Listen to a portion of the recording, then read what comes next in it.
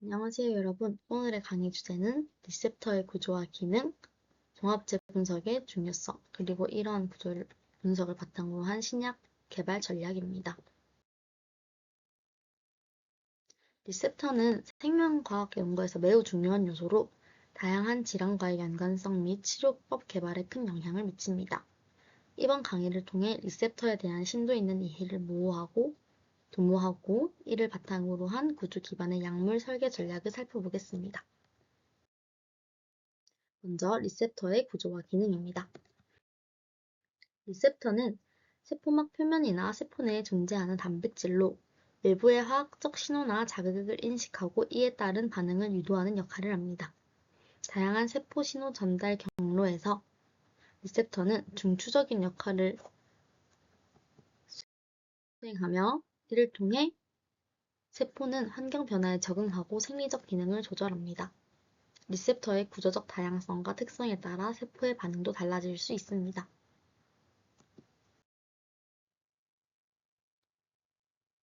리셉터와 질병의 연관성으로는 특정 리셉터의 변형이나 발현 이상이 암, 당뇨병, 신경퇴행성 질환 등과 관련될 수 있습니다. 이제 리셉터의 주요 종류를 알아보도록 하겠습니다. 리셉터의 주요 종류로는 GPCR, 이온 채널 리셉터, 효소 연결 리셉터, 핵내 리셉터 등이 있습니다. G단백질 연결 수용체인 GPCR은 세포막을 7번 통과하는 구조로 되어 있으며 리간드가 결합할 때 G단백질이 활성화됩니다. G단백질은 세포 내 신호 전달을 시작하는 역할을 하며 그 활성화 메커니즘은 매우 복잡하고 다단계적인 과정으로 이루어져 있습니다. 많은 약물이 GPCR을 타겟으로 하여 작용하는 이유는 이 리셉터가 신경계, 면역계, 뇌분비계 등 다양한 생리적 과정에서 핵심적인 역할을 하기 때문입니다. 예를 들어 아드레날린 리셉터는 심장 박동수를 증가시키고 혈관을 수축시켜 스트레스 반응을 유도합니다. 이온 채널 리셉터는 이 리셉터는 신경 전달 물질이 결합할 때 이온 통로를 열어 특정 이온, 예를 들어 나트륨, 칼륨, 칼슘 등 이런 특정 이온의 세포 내의 외활 이동을 조절합니다. 이온 채널 리셉터는 신경계의 신호 전달에 필수적이며 예를 들어 NMDA 수용체는 신호 전달과 이온 통로 조절에 중요한 역할을 하며 알츠하이머 병과 같은 신경퇴행성 질환과 관련이 있습니다. 다음으로 효소 연결 리셉터입니다. 리간드 결합 시 리셉터의 세포 내 도메인에서 효소가 활성화되는데요. 이 효소 활성이 유도되어 신호 전달이 진행됩니다. 상피세포 성장 인자 수용체 EGFR은 이 종류의 대표적인 예로 세포 성장과 분화에 관여하며 이 리셉터의 이상이 종양 발생과 관련될 수 있습니다. EGFR 저해제는 이러한 신호 전달 경로를 차단하여 암세포의 성장을 억제하는 데 사용합니다. 다음으로는 핵내 리셉터입니다.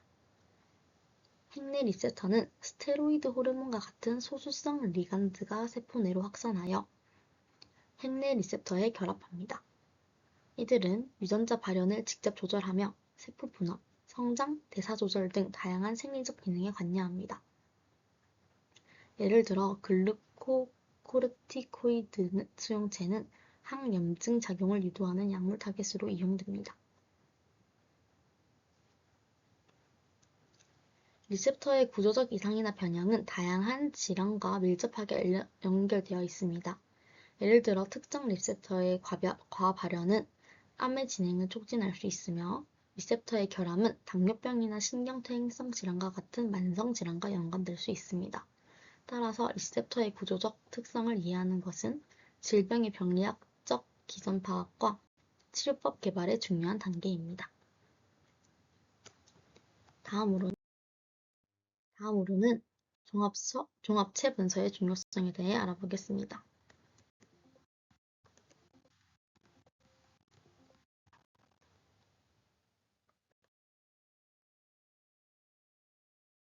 리셉터는 단독으로 작용하는 경우도 있지만 대개 여러 단백질과 상호작용하여 종합체를 형성하면서 기능을 발휘합니다. 이 단백질 상호작용은 신호 전달의 정밀한 조절을 가능하게 하며 리간드 결합에 따른 리셉터의 구조적 변화는 종합체의 동적 변화를 유도합니다. 종합체 형성의 조절 메커니즘을 이해하는 것은 세포 내 신호 전달과 관련된 다양한 생리적 과정의 정확한 조절을 가능하게 합니다. 종합체의 형성과 신호 전달 부분인데요. 리셉터와 결합하는 보조인자나 이차 메신저는 종합체의 형성과 신호 전달에 중요한 역할을 합니다. 예를 들어 GPCR의 경우 리간드가 결합하면 G단백질이 활성화되어 세포 내 신호 전달 경로가 개시됩니다. 이때 G단백질과의 상호작용을 조절하는 다양한 보조인자들이 종합체의 기능적 특성을 결정짓습니다. 이러한 복합체의 조절은 세포가 환경 변화에 대응하고 세포 내 다양한 신호를 통합하는 데 필수적입니다.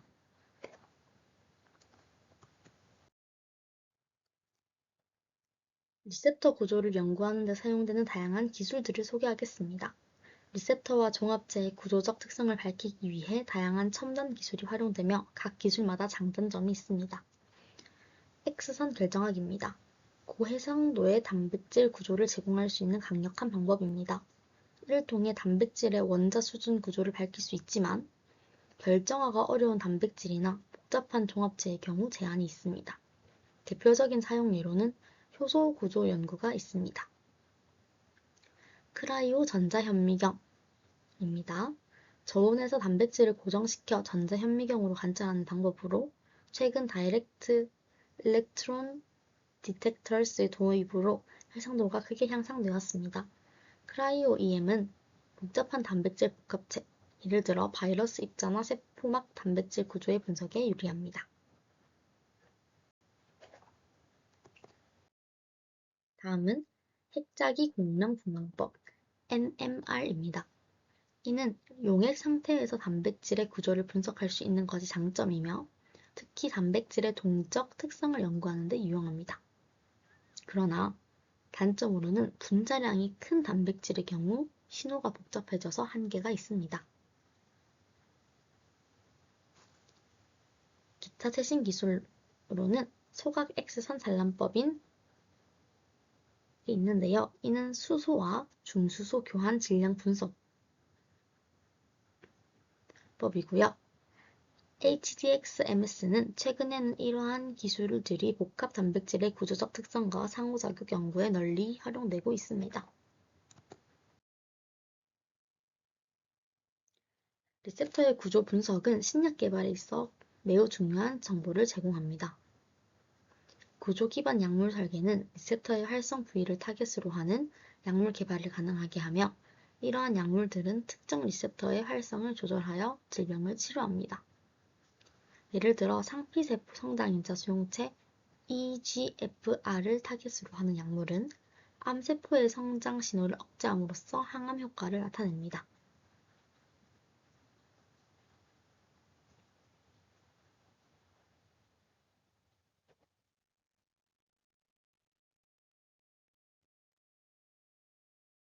홀로스터릭 저해제는 리셉터의 비활성 부위에 결합하여 구조적 변화를 유도해 리셉터의 활성을 조절합니다. 이 전략은 기존 약물에 대한 내성이 생긴 경우에도 효과적일 수 있습니다.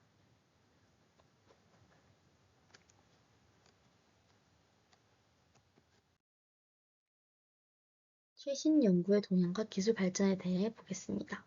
최근의 연구는 인공지능 AI를 이용한 단백질 구조 예측의 발전과 크라이오-EM 기술의 혁신에 집중되고 있습니다. AI 기술은 단백질의 3차원 구조를 예측하는 정확도를 크게 향상시켰으며 알파폴드와 같은 모델은 단백질의 구조를 신속하게 예측할 수 있습니다. 이러한 기술 발전은 새로운 약물 타겟을 발굴하고 기존 약물의 작용 메커니즘을 보다 정확하게 이해하는 데 기여하고 있습니다.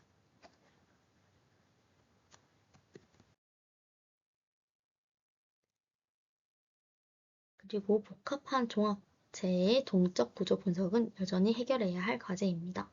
실시간으로 다이나믹한 구조 변화를 분석할 수 있는 새로운 기술 개발이 필요하며 이러한 기술들은 구조적 정보와 세포 기능의 연관성을 밝히는 데 중요한 역할을 할 것입니다. 또한 병리학적 기전과 구조 분석의 연계를 통해 더 효과적인 신약 개발을 목표로 하는 연구가 필요합니다.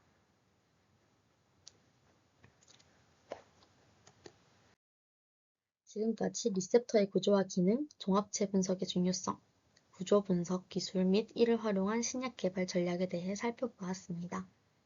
리셉터 연구는 질병의 병리학적 기전을 밝히고 혁신적인 치료법을 개발하는 데 필수적인 요소입니다. 이상으로 강의를 마치도록 하겠습니다. 감사합니다.